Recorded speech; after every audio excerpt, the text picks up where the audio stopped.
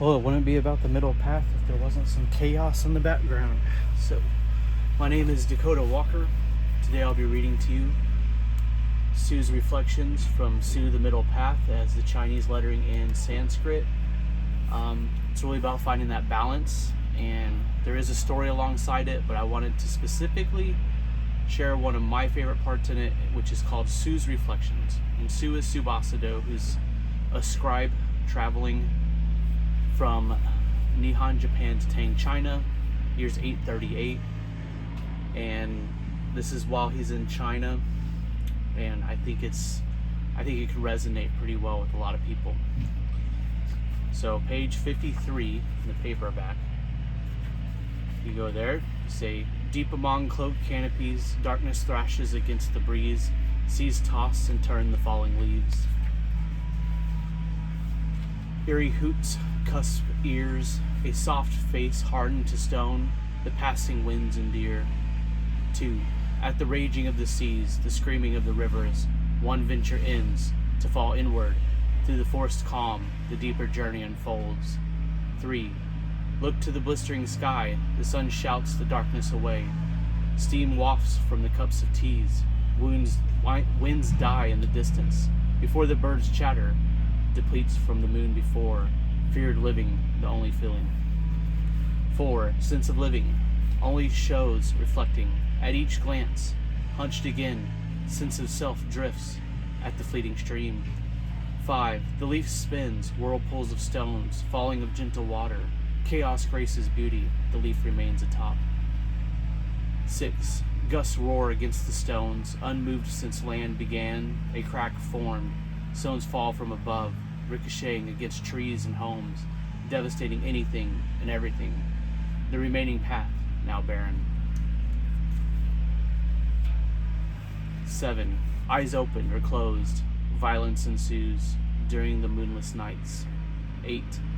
Bird of the night, facing the valley below, turns its head, looking back, the eyes catch my soul. Wings rise, mystery takes flight. 9. Only at night, the mind takes flight, no task at hand, simply searching for light. 10. Peace through isolation. The wilds settle in. Monks snore. Synchronized cadence. Even in dreams, sutras leak. 11. On windy nights, stones roll. Trees speak, the clashing of two ancients. Their screams awaken. Violence ensues. 12. Hardened by the gust, unmoved through focus, everything around alters. Unchanged, the only death. 13. A shadow covers the moon. Birds of the night speak. Silence falls across the mountain. At the fading of the shadow, winds rush the mountain walls. 14. Blistering of the watchful eye, cool air passes through, to miss everything, to not miss anything. Only as the eyes close will sights come together. Harmony becomes creation. 15. The gentle moth drinks old tea between still lips. A calm monk sits composed without thoughts. Nights live through soft paces. 16. Fire sleeps among glowing embers. Sparks gasp as they sing a last song through moist air. 17. Body of stone, hair of wind, desire of fire. 18. Radiant stars, sleeping moon, clouds roll, cloaking all light, dampness of the robe, retreat to warmth, to dry, to sleep. 19. Dreams of tasks, the sun repeats, only waking nights, stillness thrives. 20. Climbing to the top, through light of moon, growing as a path below the clouds, all minds find sleep. 21.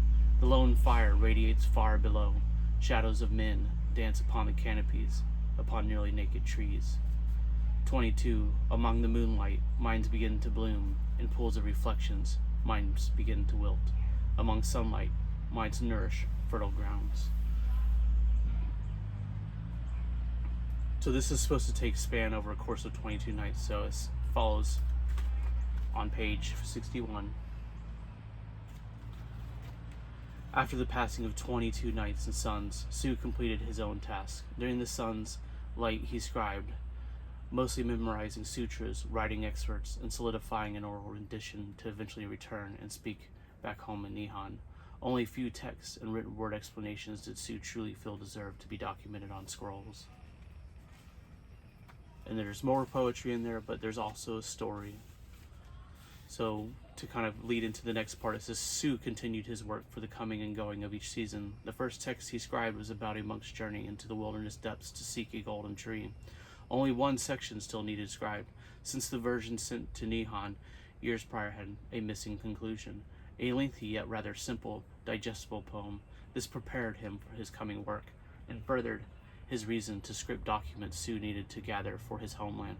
He created a guide to further make sense and solidify the significance of the sacred texts.